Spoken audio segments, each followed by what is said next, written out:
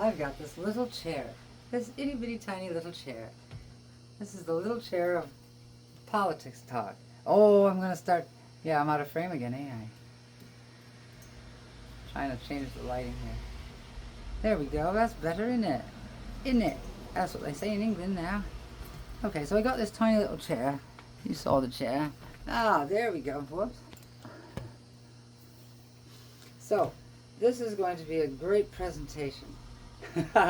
I'm this tiny little head, and you can see a lot of walls. So, this is poorly produced, an example of poor production value. Let me give you some better production value. I think I might have to start a Patreon so that I can get some proper equipment. Most of these guitars I bought for dirt cheap or were left to me. So, boy, the light's blinding me. You know what? If I'm going to do TV talk shows, I'm going to have to do the makeup thing and go to the sunglasses. So this is raw, uncut, unfiltered. I just thought of it. Remember, the little chair, little tiny little chair, but you know what? It works. It's comfy. And so, as I promised, a bit of political talk. So I got a shadow down here, lighting over here. I don't know if that's my best side. Best profile, probably lighting should be on this side. Anyways, so I'm a student of history. I've always loved history, and the lessons that it is supposed to give us. Well, the lessons that it does give us, but people have to pay attention. And Plato and Socrates were both, don't really want to say skeptical because that has a certain tone to it, but they understood the frailty of democracy. Socrates particularly stated that, paraphrasing, that democracies fail because the populace becomes distracted and not willing to partake in the civic duty that is necessary to keep democracy going, to maintain it, to keep it safe from the usurpers. And the usurpers, they're all, history is littered with people who just want power and think that they know everything, and you know, and then they get in and they do a lot of destructive shit. And anyways, so Trump is one of those people, unfortunately. If you know the pattern, if you're not watching OAN and Newsmax and Fox, there's nothing but glowing, and they're on the radio too, talk radio. Just, I heard them today on the AM radio talk, because I have to listen to this stuff to see how they're fucking bullshitting people. And, you know, they say matter-of-factly as if it's a given, like sales. In sales, because I did sales of mortgages, financial instruments, let's forget about that. That was a dark time in my life. I'm guilty, I feel guilty about it, that's why I quit. Anyways, so in sales you want to be assumptive. You assume that they already bought it, and you're just pointing out the great specifications. And, you know, so you have this assumption, you have this demeanor as if you assume they've already bought it, and you know, and the way they talk is, oh, it's just a given that DEI is bad, but it's not. I mean, for example, they got all uptight about when Biden said my next Supreme Court pick will be a black woman. They got upset, but the point is to have the institutions of government reflect the population. So you've got a population with, you know, blacks aren't really a minority anymore. They're still a smaller population than whites, but I mean, it's a certain percentage of the nation, a large percentage of the nation. So you should have people in these offices and institutions like the Supreme Court that reflect the population. So you get somebody who is highly qualified and black. It's like the people are saying, oh, somebody really better qualified missed out. No, that doesn't make sense, you know, because you take the most qualified person. They happen to be black. That's what you want. You want them to be on the Supreme Court to represent, to at least try to represent the public. That's what democracy is about. So, and it's disturbing to see what's going on. Propaganda has been going on for decades, and I used to be a fan of Alex Jones. I was naive. I had very little knowledge about politics. I did know about journalism. I was a journalist for some time back in the 90s, but that wasn't my subject area. My subject area was human interest. And but I know how to report, and I know how to find facts. So my knowledge of history just kind of kicked in after a while when they were going after Obamacare. Alex Jones was saying Obamacare. Now, that kind of made me perplexed, because now this is something that's going to help the working poor, people who can't afford the outrageous cost of private insurance, but they make too much to qualify for government program, Medicaid. So they end up having huge bills, go into bankruptcy. It's not right. It's not right, because the system is rigged against poor people and, to a certain degree, other minorities. Poor people typically don't vote. They're not a great market, so who cares about them? Just let them die off. That's what I think Trump's going to do, cutting all these social programs. You don't have to put people in ovens anymore. No, you just let them die off by attrition.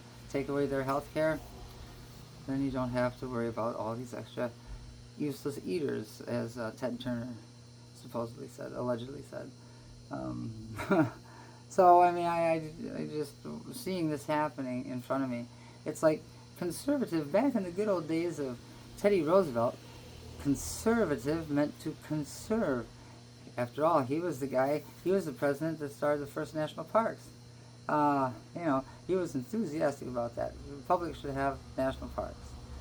Now this asshole Trump, the orange fucking douchebag, and pardon my crude language, but fuck, man, this is a cataclysm. A catastrophe is pretty bad, but a cataclysm is much worse than a catastrophe, and this is a cataclysm. The decision to elect a criminal twice, a man who paints himself orange and tried to overthrow the election. I mean, that the president of South Korea, prime minister, president, whatever. Yes, Sandy. Just wait. Yes, here, want to be on TV? Here she is. She's pregnant. There's Sandy. Say hi. Say hi. Okay. She doesn't know what a camera is yet. We'll get her groomed she'll be the next news anchor. So, conservative today stands for serving the con. Serving the con. Trump is the con. Congress is not doing its job by checking the executive, but of course they have this crazy unitary executive. In other words, we need another monarch. And of course, if you're familiar with the Curtis Yarvin and the techno-broligarchs, I didn't coin that term. You can find it elsewhere. I wish I did, though. Broligarchs, that's cool. They have this crazy delusion about just accelerationism and long-termism. They don't give a shit about what happens. They don't give a shit about mass drought or famine. They don't care. They just want to make sure humans live for another billion years. So, and that reminds me too, the subjects are all over the place, aren't they? That's the way my mind works. It's just boom, boom, boom. There's one thing that capitalists and these long-termists and and the Christians, they all have one thing in common.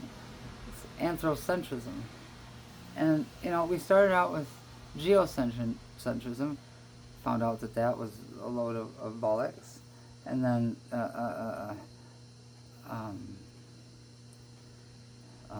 solar centrism. Whoa, what happened there? Light changed. Anyways, this has gone on too long. So, but yeah, conservative now means serve the con.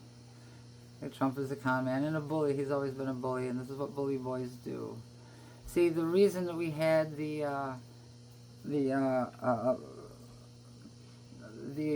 international trade and having nations dependent upon each other was to avoid a third world war. The first two were fucking horrific. Gas and flamethrowers and just horrible. And the second one, with the which reminds me too that here we go again. Stalin killed more people than Hitler, but you don't really hear much about that because, well, he helped he helped us out in World War II, so we kind of downplay that, but he did. You can look it up. Jews and gypsies and stuff. Yeah, so that's what bully boys do, and it's going to happen here in America. And unfortunately, a lot of people, they will not find out. The people who support him, they'll not find out until it's too late, until the cataclysm is over, and they stand in the ruins and realize they're a mistake. So, but the reason for all this Bretton Woods agreements after World War II was, if nations are dependent on each other for trade and resources, they're not going to go to war with each other. And it worked until fucking Trump. No, Trump's just one of those guys that says, I'm going to take it. Got to take it. You know, forget negotiating, forget trade, forget making deals. He doesn't care about deals. Mr. Art of the Deal. He doesn't give a shit about that. It's just one of those guys that they want it, they're going to take it. They're going to take it. And that's their you know, you know, you've seen it in the movies. If I want something, I take it. That's in a song, too, I think. Judas Priest, maybe? Off the top of my head, I can't remember. Anyways, it was successful. And it's guys like Putin and Trump that just, they ruin everything. Everything Trump touches dies. I've heard that, and it's true. And now, maybe the world's going to die now, because nuclear weapons in the hands of a man like this, it sends shivers down my spine. And I'm not easily frightened, but because I've done things a lot of people haven't. Climbed to the top of snowy mountains, snow-capped peaks. I've jumped out of airplanes. I've did free climbing these cliffs in Arizona. Oh man, that was. I should have done it. Oh yeah, the Papago Buttes. Looked easy enough. It was easy enough to get up, but coming down, that was. And I didn't even have a hair tie. My hair was getting in my face as I was trying to look for footholds. I mean, it took me 10 minutes to get to the top of this butte. It took me like 45 minutes to get back down. It was 3 in the morning. We were all high on various things. I mean, various things, like a combination that would make Hunter Thompson blush. Anyways, so yeah, coming down, it's 3 in the morning, dark, and my friends are all down there laughing. I said, Jen, come on, hurry up. Like, I can't even see, my hair's in the way. I can't see where I put my foot. Boy, that was terrible. Anyways, till next time, I'll bring my little chair in. Thanks for sticking with it. I can't wait to hear all the angry replies and blah, blah, blah. So, send away. The good replies I'll look forward to, though. The people with a common fucking sense and the knowledge of history and the ability to tell the difference between a liar and a leader. Anyways, thanks.